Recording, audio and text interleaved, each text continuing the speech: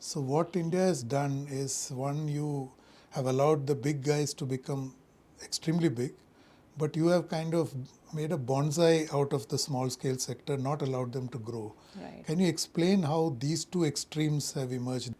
So I'll start with the small ones. Uh, Indian industry, it faces some kind of labor laws, and these laws have been there for quite some time now. Though there are now some labor codes in the draft stage, but it's up to all the states to adopt and implement those.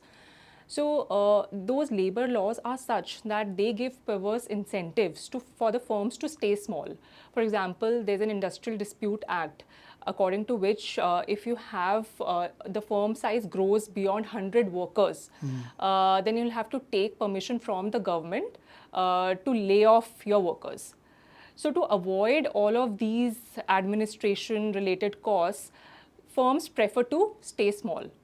And even there are cases that even if they're expanding, they would have different entities under the name or the common ownership under the same brand, but they would have smaller entities. So they would operate as individual smaller entities just to avoid these administrative costs. For example, if you are above 100, then you have to pay social security benefits to your employees, and that's the reason many of the firms are going for contract labor now. So all of these costs, potential costs, because of these costs, the firms prefer to stay small and they do not expand. So what we propose, and then it has been talked about in the past as well, that we need to increase this threshold first, and also simplify the labor laws to facilitate expansion of these firms. And on the larger end, I would say that many of these firms are controlling the availability and the pricing, for the downstream, upstream, ecosystem of manufacturing.